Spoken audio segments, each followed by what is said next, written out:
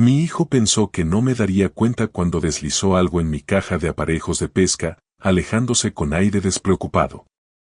Pero mis 30 años como inspector de la Policía Nacional en Madrid me enseñaron a detectar el engaño a kilómetros. Cuando abrí esa caja más tarde, lo que encontré me heló la sangre. No solo por lo que era, sino porque comprendí que mi propio hijo estaba intentando destruirme. Él nunca vio venir lo que sucedió después. Esta es la historia de cómo el amor de un padre se convirtió en una lucha por la supervivencia.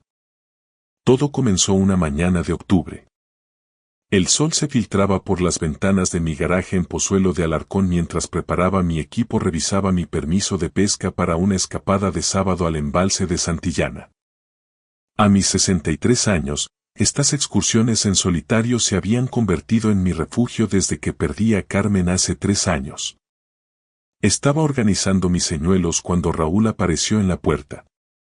Algo en su postura me llamó la atención de inmediato. Tenía los hombros tensos y sus movimientos eran demasiado deliberados, como alguien que intenta parecer relajado mientras lucha contra un pánico interno. «Buenos días, papá», dijo, con una alegría artificial en la voz. «¿Preparándote para la pesca?» Asentí, sin dejar de revisar mis anzuelos. El embalse debería estar perfecto hoy. Raúl se acercó y cada instinto que poseo me gritó que algo iba mal. Sus ojos no dejaban de desviarse hacia mi caja de pesca, una y otra vez. Como antiguo detective de homicidios, he pasado 3 décadas leyendo el lenguaje corporal.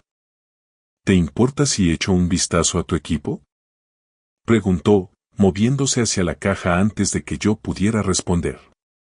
Lo observé con cuidado.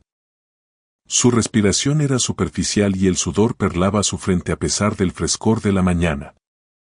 Cuando pensó que no lo miraba, echó un vistazo al pequeño compartimento donde guardo los anzuelos de repuesto. Fue entonces cuando lo vi. La mano derecha de Raúl se movió con precisión entrenada hacia el bolsillo de su chaqueta, extrayendo algo pequeño envuelto en papel de seda negro. El movimiento fue tan rápido y furtivo que, si no hubiera estado mirando con ojos expertos, me habría pasado desapercibido. Colocó el objeto en el fondo del compartimento principal, ocultándolo entre mis cucharillas y plomos. Toda la secuencia duró menos de 10 segundos, pero para mí fue como ver un crimen desarrollarse a cámara lenta en mi propio garaje. Mi corazón latía con fuerza, pero me obligué a mantener la calma, continuando con mis hilos de pesca como si nada hubiera pasado. Raúl dio un paso atrás, limpiándose las manos en los vaqueros en un gesto que parecía más de eliminar pruebas que de limpieza. Bueno, te dejo con lo tuyo, dijo, dirigiéndose ya hacia la puerta. Pásalo bien, papá. A ver si pescas algo grande. Lo vi desaparecer hacia el interior de la casa, sus pasos resonando por la escalera. El garaje quedó en silencio, salvo por el tráfico lejano de la M40 y mi propia respiración pesada. Me quedé mirando mi caja de aparejos como si se hubiera transformado en algo peligroso. Sea lo que Raúl había escondido, estaba claro que no quería que lo encontrara de inmediato, pero parecía esperar que lo hiciera eventualmente. La contradicción no tenía sentido, a menos que quisiera que lo encontrara cuando ya fuera demasiado tarde para reaccionar. La comprensión me golpeó como un impacto físico. Mi propio hijo acababa de plantar algo entre mis pertenencias que esperaba que me causara graves problemas. Pensé en los últimos meses. Su desesperación creciente por el dinero, sus cambios de humor, la forma en que evitaba el contacto visual. Eran señales que yo había atribuido al estrés del desempleo y al duelo por Carmen. Señales que había ignorado porque lo amaba. Pero 30 años de servicio me habían enseñado que el amor puede cegarte ante la verdad. Y la verdad estaba allí, en mi caja de pesca, envuelta en papel negro como un regalo que nunca quise recibir. Me quedé allí, en medio de mi garaje, mirando fijamente la caja de pesca que ahora parecía una bomba de relojería. Mi mente retrocedió a la noche anterior. Tal vez debí verlo venir. Las señales estaban allí durante la cena, escritas en el rostro de Raúl con una desesperación que preferí ignorar. La noche del viernes había empezado con normalidad. Yo preparaba unos filetes a la plancha mientras Raúl ponía la mesa. El aire de octubre traía ese olor a castañas asadas típico de Madrid, y por un momento casi pareció que volvíamos a los viejos tiempos, cuando Carmen salía de la cocina quejándose de que tardaba demasiado con la carne. Pero Carmen ya no estaba. La silla vacía en nuestro comedor de Pozuelo era un recordatorio constante de todo lo que habíamos perdido hacía 3 años. Raúl había estado inusualmente callado, moviendo la comida por el plato sin probar bocado. Sus manos temblaban al alcanzar el vaso de agua, pero lo atribuía al estrés de buscar empleo. «Papá, necesito hablarte de algo», dijo finalmente, con la voz apenas por encima de un susurro. Reconocí ese tono de inmediato, era la misma voz que usaba cuando era adolescente y necesitaba dinero para alguna excursión del instituto. Pero Raúl ya tenía 28 años, y estas conversaciones se habían vuelto demasiado frecuentes. «¿Qué pasa, hijo?». Respiró hondo, tamborileando los dedos nerviosamente contra la madera de la mesa. «Estoy en problemas. Problemas de dinero. Necesito 50.000 euros». La cifra me golpeó como una bofetada. Solté el tenedor, estudiando su rostro bajo la luz tenue de la lámpara. Tenía los ojos inyectados en sangre y unas ojeras que lo hacían parecer mucho mayor. ¿Cuándo se había quedado tan delgado? ¿50.000? Repetí, intentando mantener la voz nivelada. Raúl, eso es más de lo que tengo de mis ahorros. ¿En qué clase de lío te has metido? Su mandíbula se tensó. Vi algo cruzar sus facciones. Ira, o tal vez una desesperación tan profunda que se había transformado en algo oscuro. ¿Acaso importa?, espetó. Soy tu hijo. Necesito ayuda. Claro que importa. Llevo meses ayudándote. El alquiler, la letra del coche, la compra. ¿A dónde va todo ese dinero? Raúl se levantó bruscamente, haciendo que la silla chirriara contra el suelo de parqué. Tú no entiendes a esta gente. No tienen paciencia. No van a esperar a que yo solucione mis cosas. ¿Qué gente, Raúl? Pero ya se estaba alejando hacia las escaleras. Olvídalo. Ya buscaré otra forma. Le llamé, pero la única respuesta fue el portazo de su habitación. Me quedé solo en la mesa, rodeado de platos a medio comer y con la creciente certeza de que mi hijo estaba metido en algo mucho peor que el simple desempleo. El resto de la noche transcurrió en un silencio incómodo. Recogí la cocina, vi el telediario y seguí mi rutina habitual mientras Raúl permanecía encerrado. Podía oírle caminar de un lado a otro sobre mi cabeza, hablando ocasionalmente por teléfono en tonos bajos y urgentes. Ahora, en mi garaje 12 horas después, esas llamadas furtivas cobraban un nuevo y siniestro significado. Raúl no buscaba ayuda legítima, anoche me estaba poniendo a prueba para ver si le daría el dinero voluntariamente. Al negarme, pasó al plan B. Lo que fuera que estuviera envuelto en ese papel de seda negro era la póliza de seguro de Raúl. Su forma de conseguir lo que necesitaba, sin importarle el precio que yo tuviera que pagar. Pensé en Carmen, en lo que diría si pudiera vernos ahora. Ella siempre fue la mediadora, la que encontraba el compromiso donde yo solo veía blanco o negro. Pero incluso ella habría tenido dificultades con esto. Mi hijo planeaba algo que me destruiría, y yo era el único que podía detenerlo. No podía posponerlo más. Lo que Raúl había escondido me carcomía como ácido. Mis manos temblaban mientras me acercaba a la caja. 30 años de formación policial luchando contra la negación de un padre. Los cierres metálicos se abrieron con esos clics familiares que antes me traían paz. Esta caja había sido mi refugio de la oscuridad que vi en mi carrera, ahora se sentía contaminada. Levanté la bandeja superior. Allí, entre mi cucharilla plateada favorita y mis plomos, estaba el envoltorio negro. Desenvolví el papel con dedos trémulos. El papel cayó para revelar una bolsa de plástico transparente con un polvo blanco. Incluso sin analizarlo, supe exactamente qué estaba mirando.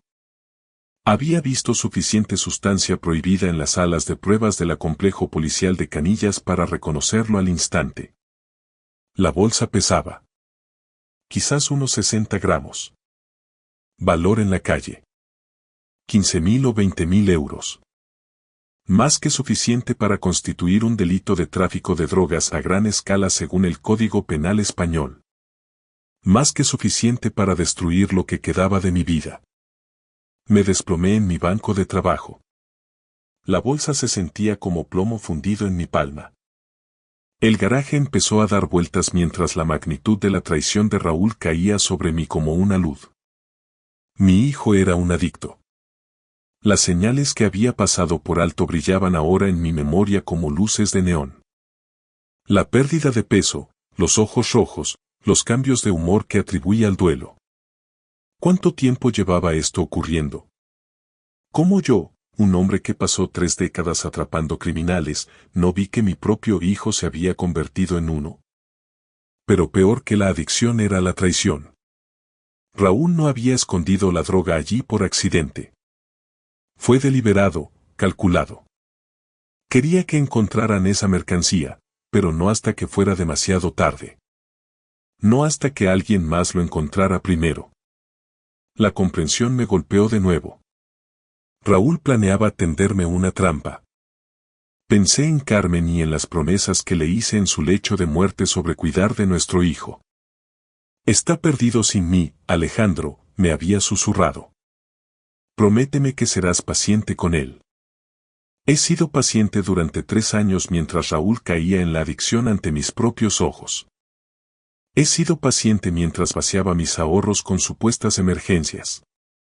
He sido paciente mientras el niño dulce que Carmen crió se transformaba en alguien a quien ya no reconocía. Lágrimas que no había derramado desde el funeral de Carmen quemaban mis ojos mientras miraba aquel paquete maldito. Esto ya no se trataba solo de dinero.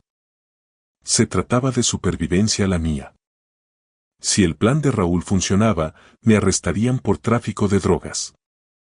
A mi edad, una condena de este tipo significaría pasar mis últimos años en el módulo de fuerzas de seguridad de la prisión de Estremera, mientras Raúl heredaba todo por lo que Carmen y yo habíamos trabajado toda la vida. El chico al que enseñé a pescar en este mismo garaje estaba dispuesto a destruirme para salvarse a sí mismo. Envolví aquella sustancia de nuevo en el papel de seda. Mis manos estaban más firmes ahora, la determinación fría reemplazó al shock. Raúl pensaba que estaba jugando al ajedrez con alguien que no conocía las reglas. Pero había olvidado que su padre pasó 30 años yendo un paso por delante de los delincuentes. Si mi propio hijo quería jugar a esto, iba a descubrir que me guardaba unos cuantos movimientos que no esperaba. Las emociones eran un lujo que no podía permitirme. Tenía que entender por qué. Entré en la casa y subí las escaleras hacia la habitación de Raúl. Al llegar al rellano, oí su voz a través de la puerta cerrada, urgente y suplicante. Te he dicho, Marco, que solo necesito una semana más. Mi padre se está poniendo difícil con el dinero, pero estoy en ello. Me pegué a la pared del pasillo, escuchando con cada instinto policial activado. No, no, por favor, no hagas eso. Tengo un plan. Para mañana por la noche tendré todo lo que necesitas. 50.000. Se me heló la sangre. Entonces escuché que hacía otra llamada. Elena, soy Raúl. Sí, sé que el pago del préstamo de la casa está atrasado, pero tendré el dinero mañana. No tendrás que iniciar el proceso de embargo. Casi se me doblan las rodillas. ¿Embargo? Raúl había usado mi casa como aval para algo y yo no sabía nada. 20 minutos después, Raúl salió de su habitación, vestido con ropa de entrevista, pareciendo compuesto a pesar del pánico que le acababa de oír. Me voy a esa entrevista de trabajo, papá, me gritó desde la escalera. Deséame suerte. Esperé hasta que escuché su coche salir del garaje y me puse manos a la obra. La habitación de Raúl contaba la historia a través de documentos que había intentado ocultar. Los extractos bancarios mostraban retiradas masivas de efectivo en los últimos 6 meses. Las facturas de tarjetas revelaban adelantos por un total de 30.000 euros, la mayoría realizados en el Casino Gran Madrid de Torrelodones. Pero fue el contrato de préstamo lo que me hizo temblar las manos. Elena Vázquez, una prestamista privada, le había dado a Raúl 80.000 euros usando mi casa como garantía. Mi firma había sido falsificada en documentos que ponían en riesgo todo lo que poseía. El panorama era cristalino. Raúl había dilapidado dinero que no tenía en el juego. Cuando las deudas del casino crecieron, pidió dinero a Elena, falsificando mi firma. Cuando ese dinero se acabó, recurrió a un tal Marco para conseguir drogas, probablemente planeando venderlas para pagar sus otras deudas. Ahora, ambos acreedores le pisaban los talones. Marco quería 50.000 euros para el domingo o Raúl se enfrentaría a consecuencias que iban más allá de la ruina financiera. Elena embargaría mi casa en cuestión de días. Atrapado entre dos personas peligrosas, Raúl había decidido sacrificar a su padre para salvarse a sí mismo. La trampa no era solo por dinero, era para eliminar a la única persona que podía impedir que perdiera todo lo que yo había construido. Sentado en su habitación, rodeado de pruebas de su traición, sentí que los últimos rastros de sentimiento paternal se evaporaban. Esto ya no era ayudar a un hijo con problemas, era sobrevivir. Fotografié los documentos con mi móvil antes de volver a esconderlos. Si esto llegaba a los juzgados, necesitaría pruebas de que Raúl había robado mi identidad. Pero primero, tenía que ocuparme de la amenaza inmediata. Lo que había en mi caja de pesca era una pistola cargada apuntando a mi futuro, no iba a dejar que Raúl apretara el gatillo. Regresé al garaje con paso firme y decidido. 30 años en el cuerpo me habían enseñado que la mejor defensa es un buen ataque. Raúl creía que estaba jugando con un aficionado, pero estaba a punto de descubrir que su padre aún guardaba trucos de sus años en activo. El paquete seguía exactamente donde lo había dejado, envuelto en ese papel de seda negro. Lo tomé, sintiendo su peso en la palma de mi mano. 60 gramos de polvo blanco que podían destruir mi vida o salvarla, dependiendo de dónde terminaran. A través de la ventana del garaje, vi su Honda Civic aparcado en la entrada. Era un coche de 10 años que yo mismo le ayudé a comprar cuando terminó la universidad, cuando aún creía que llegaría a ser alguien de provecho. Oí abrirse la puerta principal y la voz de Raúl gritando. «Papá, el coche vuelve a hacer ruidos raros. Voy a pedir un Uber para ir a la entrevista, no quiero arriesgarme a quedarme tirado». Perfecto. Una mentira más para su colección, pero esta jugaba a mi favor. Buena idea, hijo, le respondí. Más vale prevenir que lamentar. Esperé a oír la llegada del Uber y cómo sus pasos se alejaban por el camino de la entrada. Entonces cogí las llaves de su coche, que siempre dejaba en el gancho de la puerta trasera. El maletero del Honda se abrió con un clic suave. Dentro había unas pinzas, una rueda de repuesto y una vieja bolsa de deporte que no usaba desde hacía meses. Aparté la bolsa y coloqué aquel paquete debajo, junto al paso de rueda, donde sería fácil de encontrar pero no visible a primera vista. Al cerrar el maletero, pensé en Carmen y en lo que diría si pudiera verme ahora. Ella siempre creyó en las segundas oportunidades y en el poder del amor para redimir los peores errores. Pero Carmen nunca se enfrentó a un hijo dispuesto a destruir a su propio padre para salvar el pellejo. Devolví las llaves a su sitio y regresé al garaje. Mi caja de pesca estaba abierta sobre el banco, ahora inocente sin su carga mortal. Limpié meticulosamente cada superficie que Raúl pudiera haber tocado, eliminando cualquier rastro. No se me escapaba la ironía. Durante 3 años intenté salvar a un hijo que ya estaba perdido, ahora intentaba salvarme a mí mismo del hijo al que no pude rescatar. Mi móvil vibró con un mensaje de texto de Raúl. La entrevista ha ido genial. Me dirán algo el lunes. Gracias por confiar en mí, papá. Esa mentira tan casual me habría dolido ayer, hoy, simplemente confirmaba lo que ya sabía. Raúl había cruzado una línea de no retorno. Recordé las llamadas que había escuchado antes, su desesperación suplicando a Marco y a Elena por más tiempo. Les había prometido el dinero para mañana por la noche, un dinero que planeaba obtener destruyéndome a mí. Pero los planes suelen salir mal cuando subestimas a tu oponente. Reorganicé mis señuelos y plomos hasta que todo quedó impecable.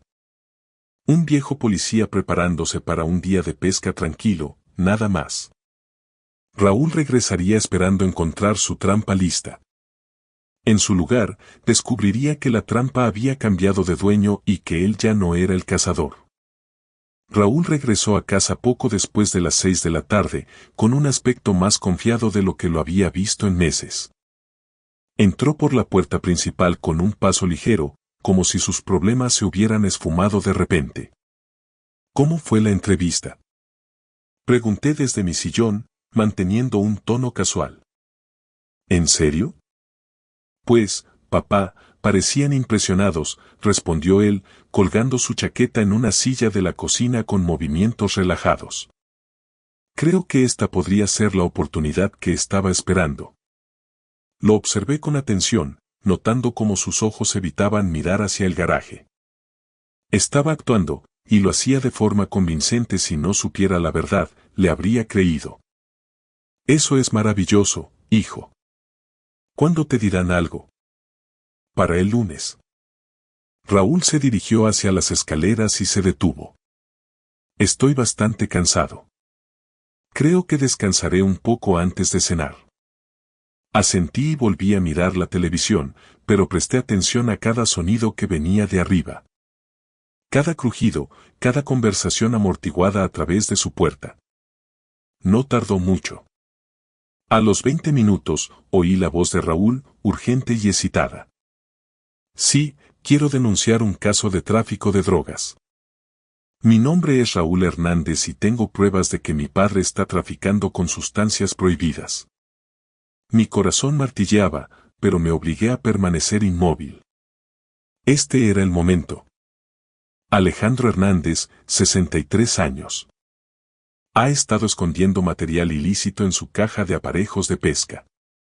Lo vi con una gran cantidad de esa sustancia esta mañana.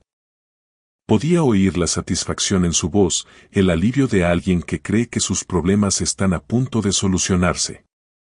Dio nuestra dirección en Pozuelo, describió la ubicación de la caja e incluso dio detalles sobre mis supuestos socios criminales. Sí, me mantendré a la espera. Por favor, dándose prisa. Temo que intente mover la droga. La ironía habría sido graciosa si no fuera tan trágica. Raúl tenía razón al temer que la droga se moviera. Lo que no sabía era que ya se había movido. Escuché cómo terminaba la llamada e inmediatamente marcaba otro número. Marco, soy Raúl. Sí, ya está hecho. La policía viene de camino para arrestar a mi padre. Tendrás tu dinero mañana. Luego, una tercera llamada. Elena, todo va según lo previsto. Una vez que lo arresten, tendré acceso a todo. Tu préstamo será pagado íntegramente. Me senté en mi salón escuchando cómo mi hijo orquestaba mi destrucción con eficiencia criminal. Una parte de mí estaba impresionada por su meticulosidad, el resto de mí sentía náuseas. 15 minutos después, vi el primer coche de la Policía Nacional entrar en mi camino, seguido de otros 2 vehículos y un coche camuflado. A través de la ventana, reconocí a la inspectora Sara Rodríguez, antigua compañera mía en la jefatura. Raúl bajó las escaleras, con el rostro convertido en una máscara de preocupada inocencia. Papá, hay coches de policía afuera. ¿Qué está pasando? Su actuación era impecable. Si no hubiera oído sus llamadas, habría creído que su confusión era genuina. El timbre sonó, agudo y autoritario. Era el momento. Raúl se movió hacia la puerta, pero yo me levanté primero. Yo abro, hijo. Mientras caminaba hacia la puerta, capté el reflejo de Raúl en el espejo del pasillo. Por un instante, cuando pensó que no lo miraba, su máscara se deslizó. La expresión que había debajo era fría, calculadora y completamente carente de remordimientos. Los agentes estaban a punto de entrar y mi hijo no tenía ni idea de que su plan perfecto estaba a punto de volverse contra él. Abrí la puerta y me encontré con la inspectora Sara Rodríguez, flanqueada por 2 agentes del grupo de estupefacientes con chalecos tácticos. Detrás de ellos, otros oficiales aseguraban el perímetro de mi propiedad. «Hola, Alejandro», dijo Sara, con una voz profesional pero cargada de pesar. «Tenemos que hablar». «Por supuesto, Sara, pasad». Raúl dio un paso al frente, mostrando una confusión perfecta. «Inspectora Rodríguez, ¿de qué se trata esto? ¿Está mi padre en problemas?». Sara nos miró a ambos, analizando la situación con la habilidad de una veterana de 20 años en el cuerpo. «Hemos recibido una denuncia por tráfico de drogas en este domicilio. Tenemos una orden judicial para registrar las instalaciones». ¿Tráfico de drogas? La voz de Raúl se quebró con un choque fingido. «Eso es imposible. Mi padre nunca». «Está bien, hijo», dije con calma. «Deja que hagan su trabajo». El agente al mando dio un paso adelante. «Sr. Hernández, tenemos información de que ha estado guardando sustancias ilegales en su caja de aparejos de pesca». Los ojos de Raúl brillaron con una cooperación servil. «Oh, eso está en el garaje. Puedo enseñaros exactamente dónde está». Seguí al grupo, observando el paso confiado de Raúl. Estaba tan seguro de su victoria. «Ahí está», señaló Raúl, «mi caja de pesca. Mi padre estuvo trabajando con ella esta mañana», se le veía muy nervioso. El agente abrió los cierres con precaución. Levantó la bandeja superior, revelando mi colección organizada de cucharillas y plomos. Buscó metódicamente en cada compartimento. «Nada», el agente levantó la vista confundido. «Aquí no hay ninguna sustancia controlada». La cara de Raúl se volvió blanca. «Eso es imposible. Yo vi cómo ponía algo ahí esta mañana». «Mira bien, hijo», dije en voz baja. «¿Qué es exactamente lo que creíste ver?». La compostura de Raúl empezó a agrietarse. Había algo envuelto en papel de seda negro. «Estoy seguro». Sara Rodríguez estudió a Raúl con un nuevo interés. «Pareces muy seguro de lo que contenía la caja de tu padre». «¿A qué se debe eso?». «Yo solo intentaba ayudar», balbuceó Raúl. «Me pareció ver algo sospechoso». «Vamos a registrar tu vehículo», interrumpió Sara, con un tono que ya no era amistoso. «¿Mi coche?». La voz de Raúl subió de tono. «¿Por qué?». «Yo soy quien ha dado el aviso». Pero los agentes ya se movían hacia el Honda Civic. El maletero se abrió con un clic suave. El agente apartó la bolsa de deporte y se detuvo. Su mano emergió sosteniendo la bolsa de plástico transparente llena de polvo blanco, envuelta en el familiar papel de seda negro. «Raúl Hernández», dijo Sara con voz de acero, «quedas detenido por posesión de estupefacientes con fines de distribución y por denuncia falsa». El rostro de Raúl pasó por el shock y el pánico. «Es una trampa. Mi padre lo puso ahí». «Ah, sí», preguntó Sara. «Entonces, ¿por qué nos llamaste para que registráramos su caja de pesca en lugar de tu coche?». Mientras las esposas se cerraban en sus muñecas, Raúl me miró con puro odio. «Tú lo hiciste. Lo moviste». Mantuve su mirada fijamente. «Hijo, no tengo idea de qué me estás hablando». La expresión de mi hijo lo decía todo. Nunca esperó que su padre fuera mejor estratega que él. 3 semanas después, estaba en los juzgados viendo a mi hijo enfrentar las consecuencias. Raúl se veía pequeño en su uniforme de preso, sin rastro de su antigua confianza. El fiscal presentó el caso. 60 gramos de sustancias prohibidas, intento de distribución, falsificación de denuncia e intento de incriminar a un familiar. Las grabaciones de sus llamadas a Marco y Elena sellaron su destino. Raúl pidió perdón con voz apenas audible, pero la disculpa se sentía vacía, una actuación para el juez. Fue sentenciado a 5 años de prisión. Mi abogado logró demostrar que las firmas del préstamo eran falsas, por lo que mi casa quedó a salvo legalmente. Elena Vázquez huyó para evitar el procesamiento y Marco fue arrestado poco después en otra operación. 6 meses más tarde, vendí la casa de Pozuelo de Alarcón. Era hora de empezar de nuevo. Ahora vivo en un pequeño piso en la sierra, con vistas a las montañas. No tengo deudas, ni obligaciones, ni familiares que puedan traicionarme. He conservado solo lo que importa.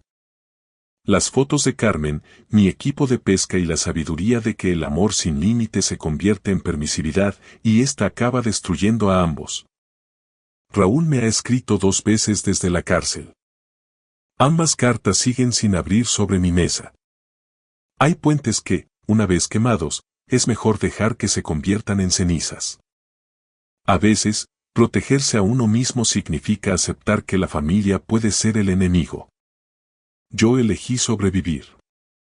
Gracias por escuchar mi historia hasta el final. Si resonó contigo, dale like, escribe en los comentarios qué fue lo que más te tocó y no olvides decir de dónde eres. Suscríbete al canal, vienen muchas más historias.